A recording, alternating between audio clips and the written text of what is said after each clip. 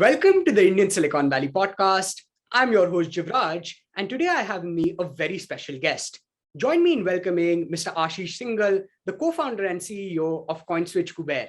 Thank you so much, Ashish, for joining me. I'm absolutely delighted to be hosting you today. Thanks a lot for inviting me, and happy to share the story.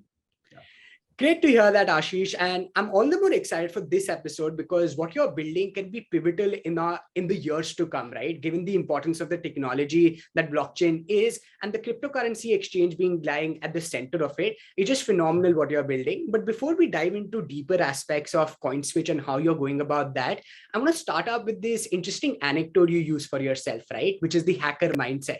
And while you've spoken about in the past, how you've dominated the hackathons in the past and how that's led to the formation of CoinSwitch, I would love to jump right into what is that hacker mindset and how do you inculcate that and how perhaps has that helped you as a founder. So if you can lay out the entire circle of how you've built that in you and how that has been helpful and pivotal in your journey, I think that'll be a great starter to our entire conversation.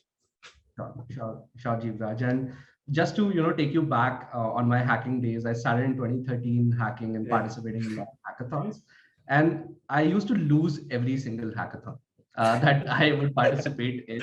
And I realized that there was a misconception about hackathons, right? So we always thought hackathons are about building things that at the end of say 24 to 36 hours, you create something amazing, right? But I realized something else after losing, say, 10 hackathons in a row. I realized that hackathons aren't about that.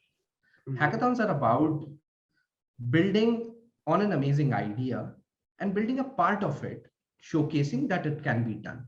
So hackathons are about setting up, base on moon, but you don't have to go there and set a base. You just have to build a rocket and show people a path that it can be done, right? And that's where the idea and the execution comes together, and that's what helps you in hackathons, right? And that is the hacker mindset, that you look at a longer term vision, but you also divide it in a way, on a step-by-step process, how to achieve that goal, right? And once I unlocked that part, we started winning hackathons. So any hackathon that you can think of in India, we would have won at this point. Because we realized that it was impossible for anyone to build everything that they strive to in 36 hours. But your ambition should be higher, but you should, based on that ambition, you should break it down and explain it to the audience that this is where we want to reach, but this is what I have built today, which gives me the confidence to reach where I want to, right? So that is the hacker mindset that, that has helped us build CoinSwitch as well. We built it as a hack for ourselves, made it public, and realized the potential of CoinSwitch. Awesome. No, I think that's a wonderful cue early on itself.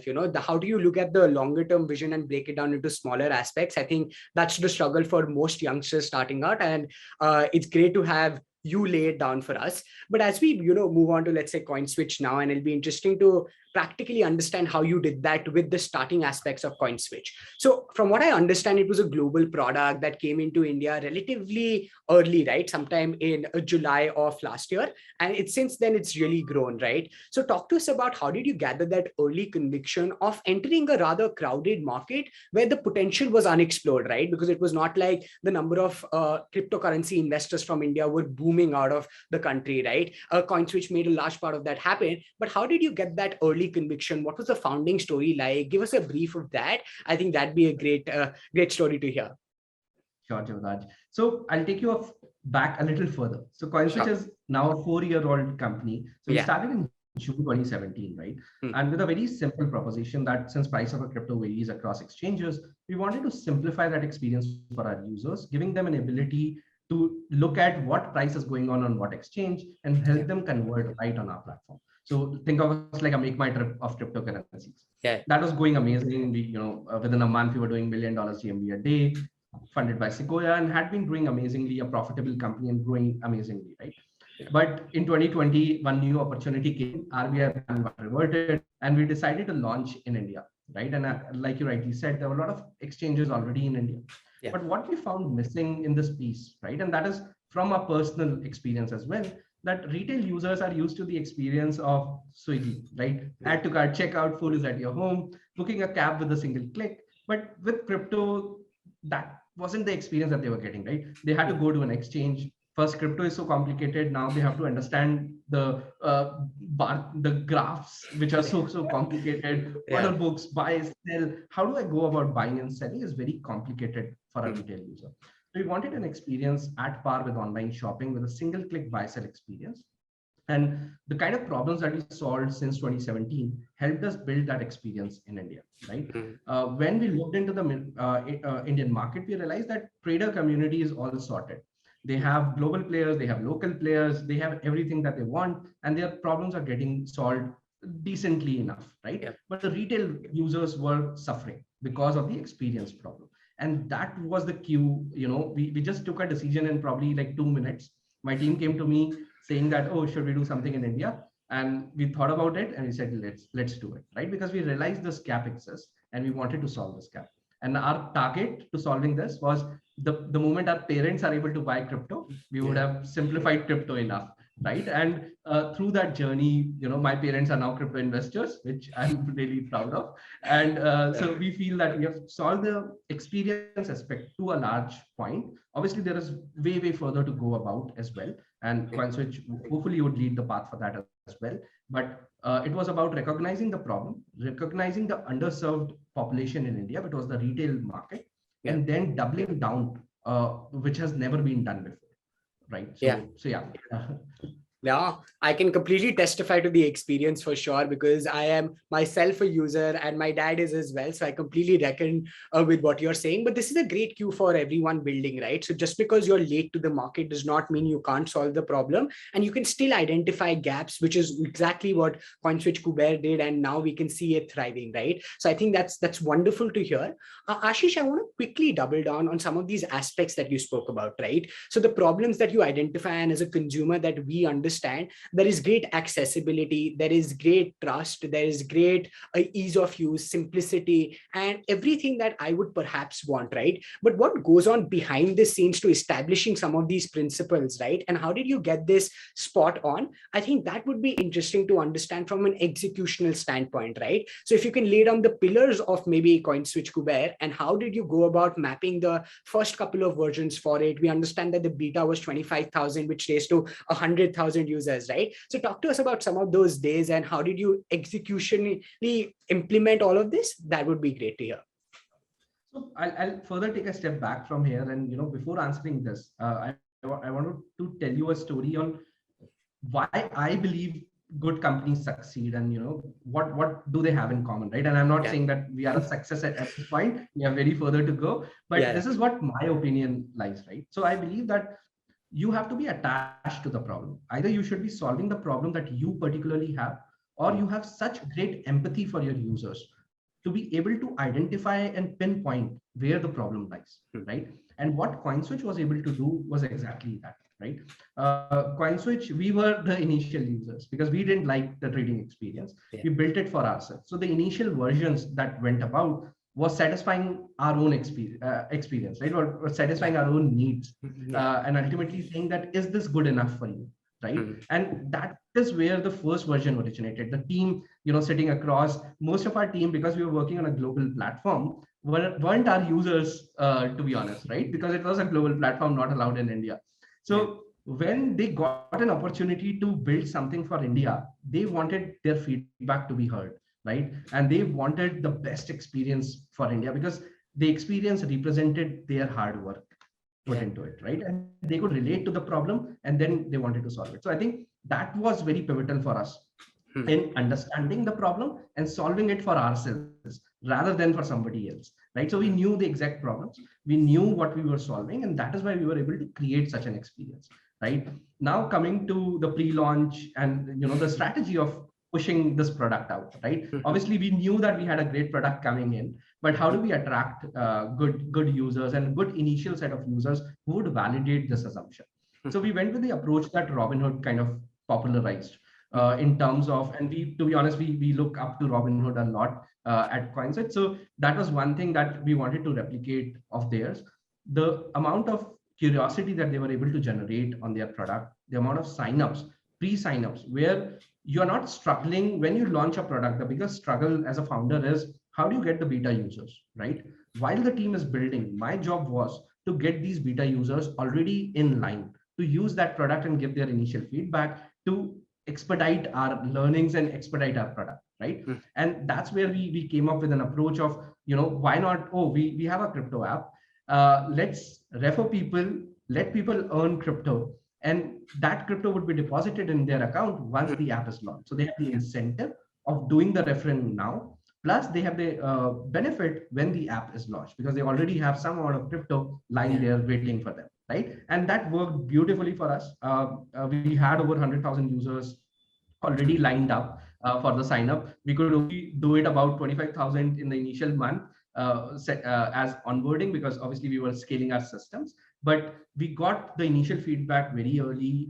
We could optimize on our products and launch a better version every single month and get to where we want to. So I think it was a right mix of a lot of things. We made a lot of mistakes as well in the while, but I think a lot of things went our way as well.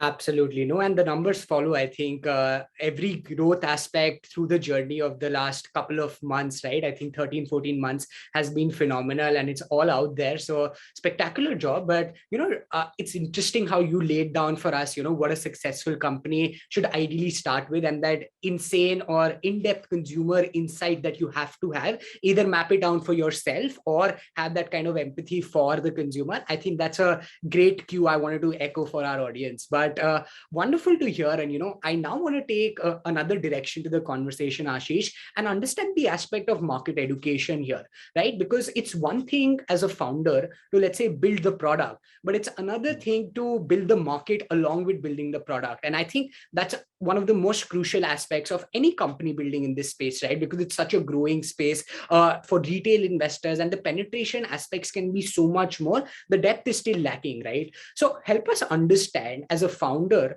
how do you make some of these trade-offs? How much focus of yours is on building the product vis-a-vis also building the market? And how does this actually flow into the systems that you have established internally? I think that would be interesting to understand for anybody building out there in a category creating, category defining sort of a spectrum.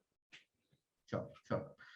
So thanks for the amazing question, by the way, Jivraj. And to start off, it comes from a value that we took from Amazon, right? So customer first approach is the value that whatever we have done in our life is based on that, right? And whatever we do at CoinSwitch is based on that.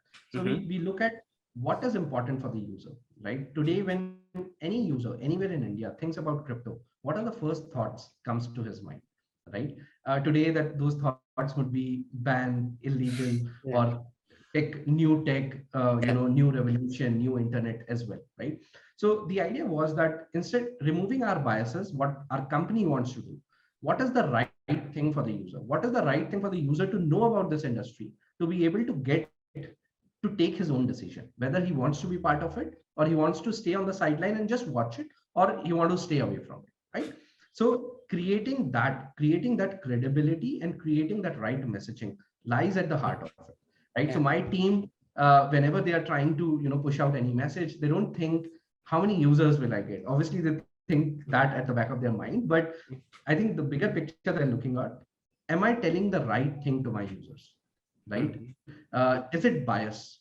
What are the biases in these messages, and who is the right credible source to be sending out this message? So like we are partnered with ET, NDTVs, some of the biggest brands to curate that messaging for us to be able to, publicize or to be able to push that messaging from on our behalf, right? What is right for crypto? So we didn't want to be at a point where we want to push out only marketing content to the people.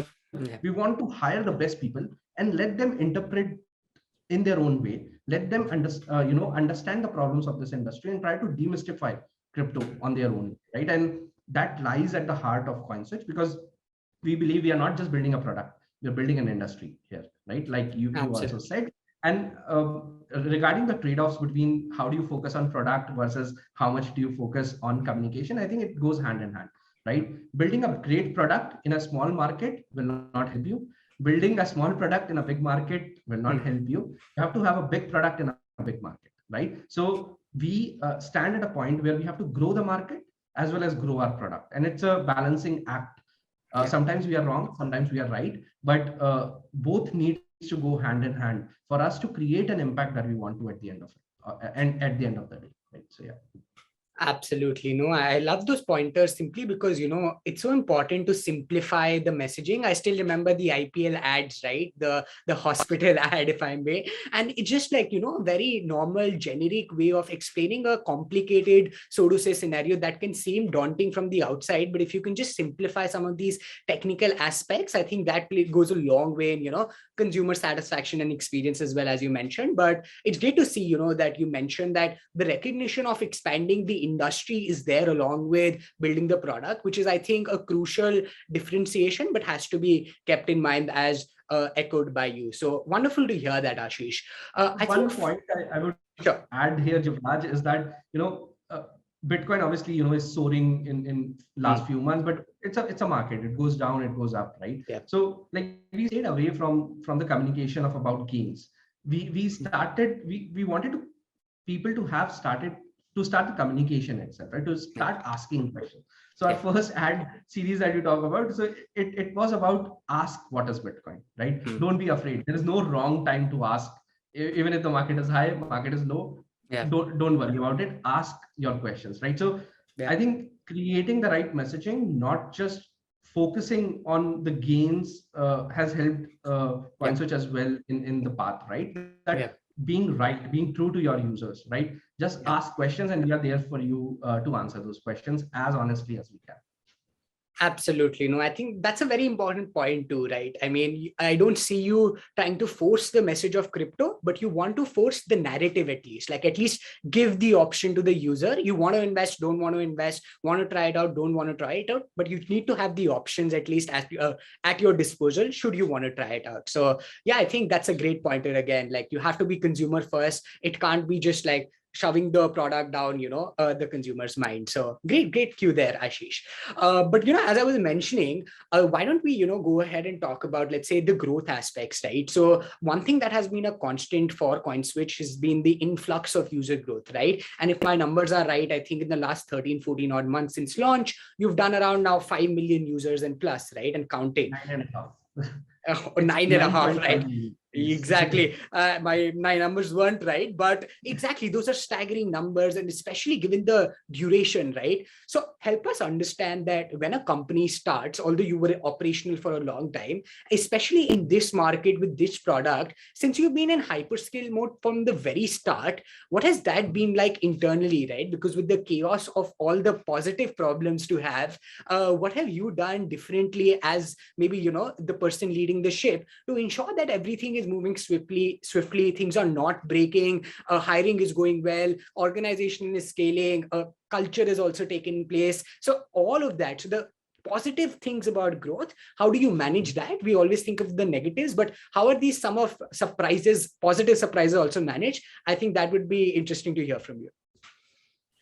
So I think as a company, we focus on culture at the very, very start, right? So we had the HR lead helping us build that culture from day one, right? So the values that we have at CoinSwitch, we wanted to make sure that although the company is growing very fast, we didn't want to do hiring very fast and diluting that culture, right? So even today, we are a very small team, right? And so the conscious call that we took was we will hire less people, but we will hire the best which is out there, right? And as a result of that, we will deliver less, but we will deliver quality, right? So we will not work on 10 different things at any given point in time. We'll just work on 3 things and deliver the absolute best quality that we can, right? And people love it internally, people love it outside. Some people criticize as well that, we are not moving fast enough, but I think that is a conscious call, right? Because we are in it for a long haul, right? A lot of things that are not external facing, like security, like, stability of the platform, we take pride in making sure that those systems are the most resilient systems in India, right? And it takes a lot of effort.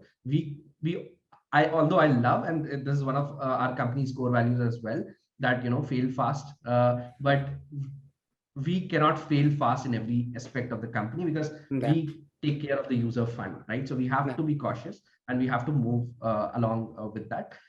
Coming to the other parts which has worked amazingly for CoinSwitch when the growth phase was happening is how people step up.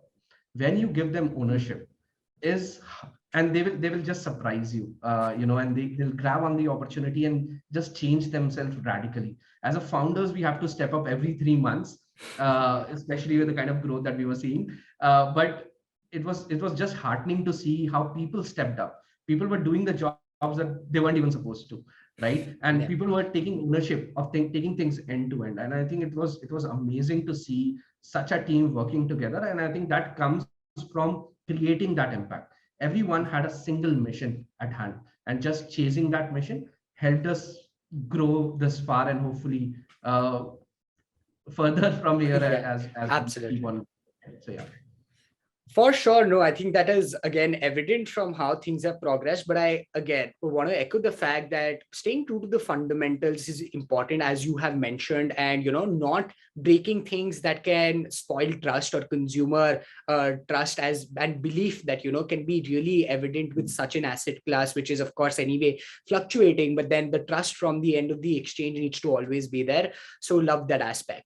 I think further, just double clicking on one of those aspects in terms of hiring, right? And I've heard you say this peculiar thing in the past where you mentioned that you want to hire folks who are not essentially from a crypto background, right? And that's counterintuitive, but very interesting to know, especially given that it focuses on the beginner's mindset, right? So talk to us about how does this exact principle help you? Because I've heard other founders mention this as well, but how does this play out in actuality? How much of first principles innovation actually happens via these newcomers who may not be from a crypto background but can look at things from a fresh perspective? If you can help us decode some of these aspects, I think that'd be great for especially founders looking to hire in complicated aspects like maybe, I don't know, genome mapping, healthcare backgrounds, and not coming from healthcare and things like that.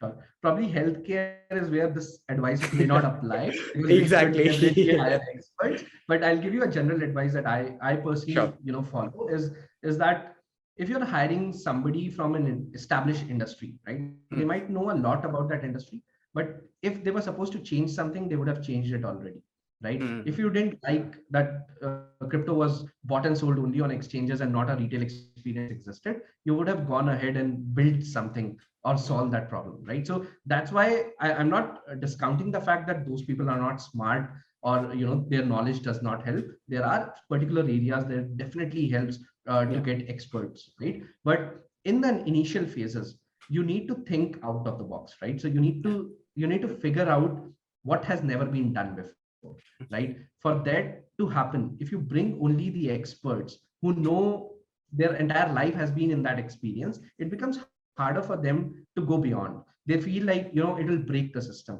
rather than taking a risk, taking a chance, right? Yeah. So I think there has to be a good mix of both experts as well as people who are not experts, who challenges, who tries to figure out, oh, let's try to do this and let's see what happens. And the expert will then tell the other guy that, oh, this may break xyz things, but your idea is valid, let's try it out, right? So Right. it's very important to bring people who do not come from this industry, because I believe that people who are going to change this industry are the ones who comes from outside, who looks at this industry in a different perspective, who are trying to solve their own problem. Yeah. Most of the people who come from the industry, they believe that most of the problems are already solved, right? Because Yeah. they've been part of this industry, they believe that industry works beautifully. But when you ask the same question to a person who is outside the industry, they will actually give you the feedback that this is what doesn't work for me in this industry, and then solving that particular problem helps us do better every single day. Great. No, I think that's wonderful to hear. And, goes to show that negligence can be bliss. And if you can just ask those simple questions with a fresh perspective, because you're unaware, right? I think that can lead to so many rabbit holes, and that CoinSwitch is a testament to, and multiple other companies in the past have really shown. So great to have that echoed. I think further, I want to talk about, the cream of what some people can seem to think is the flashy stuff of being a founder. But I want to talk about the other side of how that helps. So what I'm trying to eye at is, the kind of investors you've brought on board, and they've been some some of the largest names in the country and internationally. So we look at the likes of Sequoia Capital, we look at the likes of Ribbit, Tiger, Paradigm, which is by the Coinbase founders. You've gotten some of the most curated people, which you can see from the outside as flashy. But what I want to understand from you as a founder and leadership, how have you gone about, let's say, building perhaps your cap table or the partners that you find along the way? Because I'm sure this is in it for the long run, and we've seen globally, like Coinbase, show results that can be magnificently large, right? So talk to us about what that has played a role in your choice of curating perhaps the set of partners that you choose to go ahead in this long term for, and how that plays out in actuality. Sure. So we were very clear from the start, right? So there are two types of startups, right? One who needs money to get to a point of PMF and then going beyond. Yeah. There are other set of companies who already have some money and they have the luxury of choosing the right partners, right? Many founders do not get that opportunity itself, right? That on choosing the right partners. But for us, it was the other way, that we were a profitable company and we could choose the right partners. The whole objective was that who are the right people who can tell us, we have knowledge gaps as well, who can tell us where those gaps lies and helps us avoid those pitfalls, because they have already either gone through it themselves or in their portfolio companies, and they have learned enough that they can teach us on how not to make those mistakes, how not to repeat those mistakes. We will make our own mistakes, which is definitely fine, but at least we will avoid the most obvious ones, right? So Ribbit, obviously the leader in the fintech industry, right? Any fintech company that you pick in India, they are the investors. And Paradigm, who again, Coinbase co-founder, dearth of knowledge that lies with them, being one of the largest crypto investors outside, right? So getting these two to start with was the aim for us. It was a tall ask because at that point, crypto regulations weren't clear in India. There were a lot of back and forths, but we somehow, able to convince them, and they were able to show the trust in the team and able to partner with us. And they have shown some amazing things, and they've, because of them is where we are today, right? And because of Sequoia, right? Sequoia invested in back in 2017.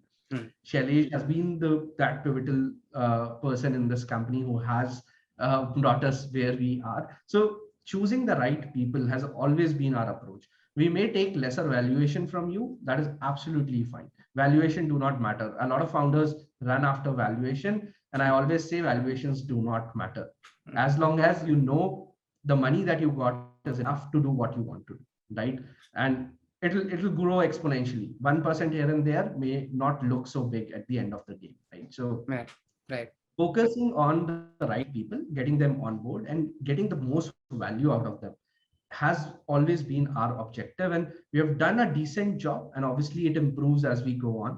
Some more amazing partners joins us and takes the company to where we want to take it, right? So being Tiger adding to the cap table in Series B was amazing mark of success, and showing their trust in when they have led the round for Coinbase and shown that trust there and showing it on us meant a lot for us, right? And taking their help in recognizing what are the misses in our company and what can we do to improve them was a great help altogether. Fair enough. No, that makes sense. I mean, just goes to show that if you found that PMF, if you found that white space, then it makes more sense to be able to curate your partnership in a way that can be beneficial in the long run. And that cognizance is very important. Moving forward, I have a somewhat abstract question, but this is interesting given that you mentioned that, there was a regulatory overhaul when you were entering, right? And you're building a company in a space where, let's say, there are controllables and there are uncontrollables, right? Anything that happens within the company is more or less a controllable, right? But then there are these external factors that can come along, which you may not essentially control, but you have to react to, right? So as a founder, how do you perhaps prepare yourself for such unexpected regulatory circumstances that are beyond your bandwidth? And how do you perhaps, tackle them as and when they come, right? I think any ideas there will be helpful. So no, I think that's an amazing question as well, and especially to a founder of a crypto company. Things change drastically in crypto industry at this point. Most of the things that you don't control yourself, right? So what I found useful and how to handle these situations better is figuring out who are the right people who've been in similar situations and take their advice to go forward, right? That is why getting, say, Ribbit, Paradigm, Tiger was so important for us, because it was not us who have just gone through this journey. There were several others before us who have gone in different markets along the same lines as well, right? Even Coinbase has faced a lot of regulatory uncertainty in their early ages, right? So getting that feedback from them, getting the right path from them, and able to establish and convert that idea into reality of your own in India was a challenge to be solved, right? And as founders, we love challenges. So that this was just another challenge. And now we had the structure as well, talking to the right set of people who have done not the same thing, but similar thing, either in their jurisdictions or even in India, right? So people like Dream 11, people like different, even Policy Bazaar have sorted some of these issues. They have also faced some issues. Ola, Uber have faced some of these issues here and there, right? So getting their advice, getting the right set of people on board who can guide you in the right direction, and then following their advice to get to where you want to, right? So nothing fancy there. It's just about learning from others who have been there before. Obviously, nobody would ever be in a position where you are, but there would be some relatability across. Learning from them, doing and following your own, guide to reach where you want.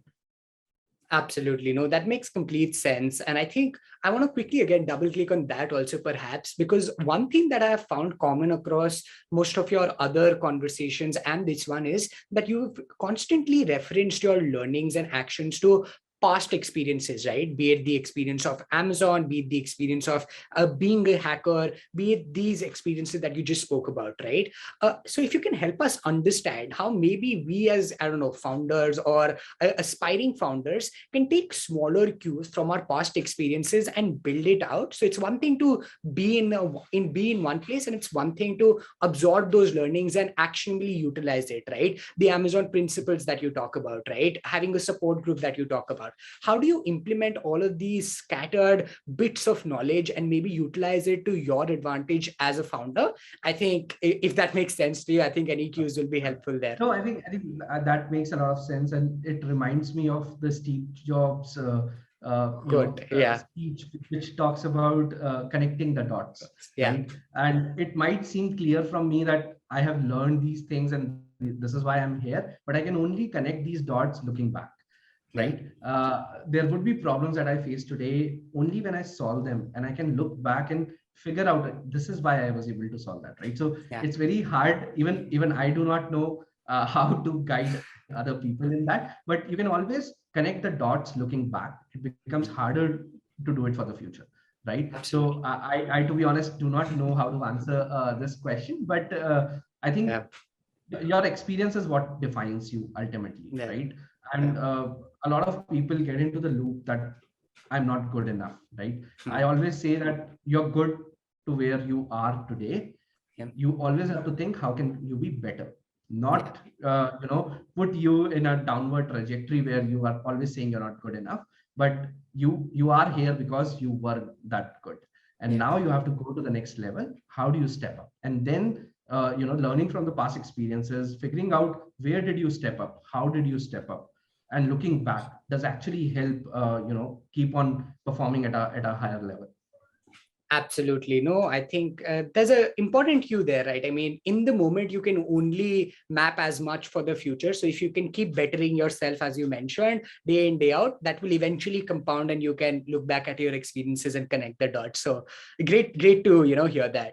I think I have one last question in this segment, and then we can move on to, conclusory aspects where I want to touch upon a couple of quick aspects on you. But for the last part, given that there's so much buzz happening around, the NFT space and everything that's happening around the landscape, what can we as consumers and we as builders, and how do you as a founder think about the product roadmap in the future? What can we see more? Like, how far is the problem yet solved, and what are you planning? And as a founder, how do you keep an eye on, let's say, some of these aspects that maybe we have only an alien view of, but you have a more nearer aspect to? I think that would be great to hear. Sure. So I think it all starts and ends with user, right? So although there are fancy things happening in crypto or outside industry. All as an innovator, you get excited about these things, but ultimately, what you have to look at is how does it solve my users' needs, right? What are their needs today? What would their needs be tomorrow? And does it align to any of that, solving that problem, right? So as long as you are consistently able to do that, you would succeed, and that's what we believe in. We are yet to show that probably, and we will know in the next 4 years what the results is. But the idea is always that, right? It's not that you are not trying to do something fancy. You're not trying to, re-innovate anything. You're trying to solve your consumer's problem. The better you understand it, the better you are able to solve it. So even the future roadmap and everything goes around that itself, right? What does your user need today? What would he need tomorrow? As long as you're clear as a company on that, you would know how these different pieces fit together to create a roadmap for you and your users, right? So I don't know if that answers your question, but this is how I look at things. No, that's awesome. I think, consumer centricity and going back there, I mean, the focus, which is evident, right? I think so much of what a founder does also has to do with, not wanting to do too much, because then you can, break things which are perhaps going positively well. But if you go back to the user, I think the roadmap gets carved out. So that's great to hear. I think wonderful. This entire aspect was great. And I want to, quickly stab at a couple of aspects of how you think perhaps, and, dive deeper into your decision-making process.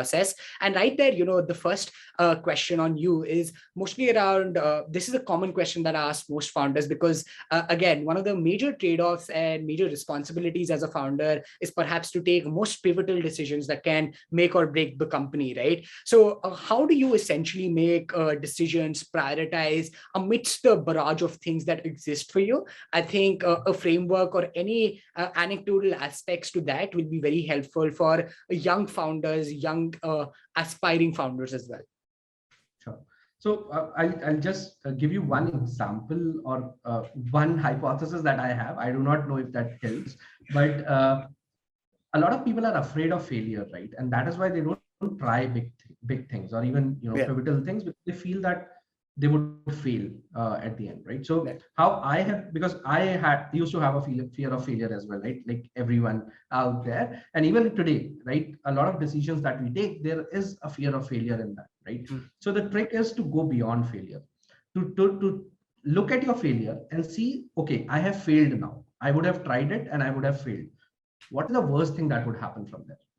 And then going beyond your fears, understanding that the worst isn't that worst that you thought about, right? And that gives you a bit of comfort and a bit of motivation to go about in doing those. Sometimes those are so worse that you don't want to do it. So in that case, don't take those risks. But once you understand that, the fear is just on the surface, it's not deep enough, you can logically tackle that fear. And as long as you're logically able to tackle that fear, you can easily go beyond it, right? Because ultimately it's about being so logical, right? Not being emotional at a point where, because it fails and you feel like, oh, I've left my job already, I cannot have a failed startup. But be it very logical, right? What is the worst that can happen? Would it break your company? Would it break your users' trust? What does it do? And figuring out, is that cost, can you pay that cost to make that happen, right? And just getting over that part and getting to a more logical side of things. Right. No, that's very helpful. I think, just being cognizant of the worst case scenario and realizing it's probably not as bad as we might imagine can make us, try, I don't know, path breaking things. And eventually that's the hope. The more folks that try, the more successes will come out of it. Great. I think further, Ashish, the way I look at your journey, it's been something that, as a builder, you've achieved some very pivotal things, right? Be it the Amazon gig, be it as a builder, starting a company which is backed by some of the largest investors in the world. And then, having such great consumer satisfaction levels as well, right? So what I'm trying to essentially eye at is what next, or what is that constant source of motivation that helps you keep at it even now, right? Because I don't know, I'm sure that this is a constant trait that you have in you. So there's no ending goal per se. And I don't mean to get too philosophical, but as a founder, what keeps you, let's say, motivated on a day-to-day basis and on the overall front, that would be interesting to decode. Sure. I think it all comes down to user. But I'll share one anecdote with you. Somebody told me a few months ago that your goals should be so small that once you reach them, you don't know what to do after that, right? So your goals need to be much, much bigger, right? Which Yeah. are unachievable. And probably that is too harsh sometimes as well on yourself because your goals are so big, but Mm. that keeps you moving, right? And as long as you know what those goals are and Mhm. those align with the problem that you are solving, that aligns with the problem statement that your users have, and how you reaching your goal would Mm. end up solving problem from millions and millions of Indians in India, it Mm. keeps on motivating you every single day, right? As a founder, the life may seem too sparkly from outside, but it is a lot of struggle. It is a Mm. lot of struggle every single day, every single hour. It is endless, right? Yeah. But what keeps you going is that part. Yeah. How this impact, the change that you are trying to make, would change the life of millions of people. And when you end up achieving your goals, how this world would look like. A lot of people would have the opportunities to invest, to grow their money, the opportunities that my father didn't had, that I didn't had growing up. Can I provide those opportunities to millions and millions of people in India and do good at it, right? So I think that keeps you motivated, that keeps you pushing forward every single minute. Yeah, no, that's beautiful to hear. I think the impact and the value creation that founders can generate, I mean, I'm sure that in itself is such huge motivation to keep at it, as you testified to, that it's wonderful to observe, and we as users can only be as thankful. But I'm glad you mentioned, the adversity aspects, right? It's not as gloomy. And in the conversation as of now as well, we've only spoken about, let's say, the more gloomy aspects, the things that have been done wonderfully well, right?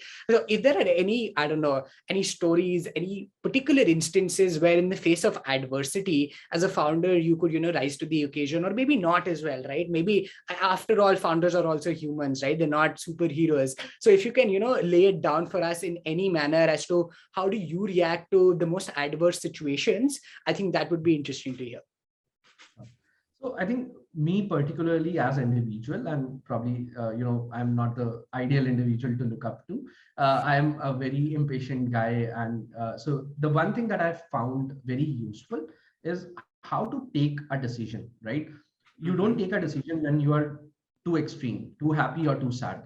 Mm-hmm. You take a decision when you're neutral, right? And creating a process on making those decisions, right? Where your decisions are not getting, it's there is no bias in your decision, right? So ultimately that helps in making some right calls along the way, right? Which are beyond you. So don't be too emotional in those circumstances. Sometimes people need help, and guiding them in the right direction, and you should be in the right frame of mind to be able to do that correctly, right? As a founder, like I said, there are bad days, there are good days. Not get swayed away by the good or the bad, but figuring out logically what are the next steps from here, no matter what conditions you are in, right? I think that has helped me immensely. I'm not saying that I'm good at it. I'm trying to be good at it, but that is the practice that I keep on following to make sure that my company is in the right direction. I'm able to give all the help that I can to my team, my investors, to get where we want. Absolutely. No, that makes complete sense. And I, for one, cannot detect that you're an impatient person. It does not seem so. But it's great to know that, you have to maintain that steady state despite what the outcome is. Wow, great. No, I think now that, we're at the last question, this has been wonderful. But for the end, it's rather stereotypical. And I would love if you can perhaps give us some negating mechanisms. So 3 do nots of your founder journey as of now, which is, I'm sure, it's just getting started, and we really hope that it only keeps getting better by the year, by the month. But if you have any closing thoughts in terms of learnings for yearly founders as to what they might not do, any red flags that they can avoid in their journey, I think that would bring the episode to a great close. Sure. I think some of the things that I have learned, a lot of people get attached to the idea of starting up and the idea that they are solving.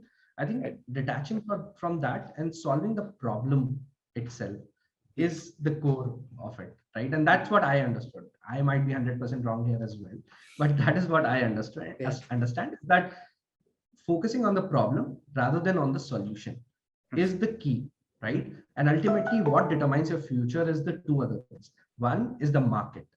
The market that you're going after, because no matter how good the team is, no matter how good the execution is, ultimately market always wins.